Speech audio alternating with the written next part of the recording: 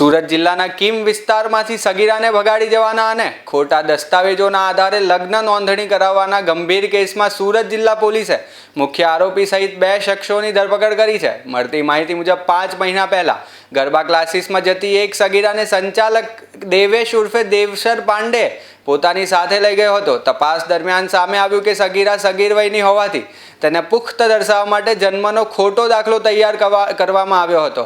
પોલીસના જણાવ્યા અનુસાર આરોપીએ પોતાના સાથી સંજીત કુમાર યાદવની મદદથી બોગસ જન્મનો દાખલો બનાવી રજિસ્ટ્રાર કચેરીમાં રજૂ કર્યો અને તેના આધારે લગ્નની નોંધણી પણ કરાવી હતી। સમગ્ર ઘટનાની જાણ થતાં સગીરાના પરિવારજનોએ કીમ પોલીસ સ્ટેશનમાં ફરિયાદ નોંધાવી હતી। ત્યારબાદ પોલીસે તપાસ શરૂ કરી હતી।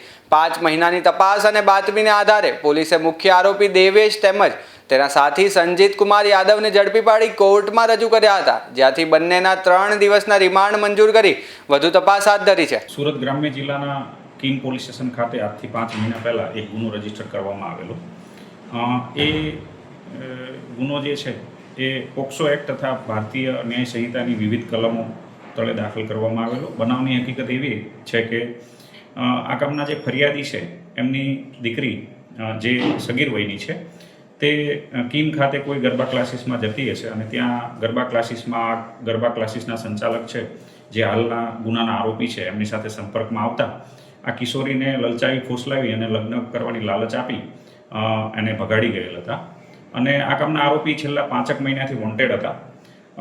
આ બનાવ અનુસંધાને આ આરોપીને કીમ પોલીસ સ્ટેશનના પોલીસ ઇન્સ્પેક્ટર તથા સ્ટાફ દ્વારા જુદા જુદા સોર્સિસ તથા હ્યુમન ઇન્ટેલિજન્સ તથા અન્ય રીતે ઇન્ટરસેપ્ટ કરી અને ગઈ 11 તારીખે એરેસ્ટ કરવામાં આવેલો છે। દિન 3ના રિમાન્ડ લેવામાં આવ્યા છે। રિમાન્ડ દરમિયાનની પૂછપરછ દરમિયાન એવી હકીકત જણાયેલી છે કે આ કામના જે આરોપી છે દેવેશ ઉર્ફે દેવસર પાંડે હાલ કીમ રહે છે અને મૂળ જોનપુર યુપીના રહેવાસી છે।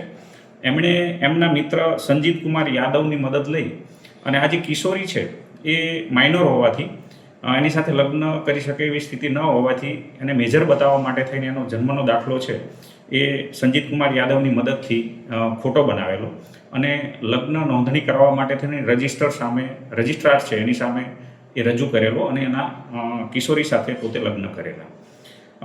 આ જે બનાવ છે એની અંદર જે ફોર્જરીની કલમો છે એ ઉમેરવામાં આવેલી છે। સંજીત કુમાર ઉપરાંત પણ એક આરોપી એમાં સંડોવાયેલ હોવાનું તપાસ દરમિયાન ખુલેલું છે।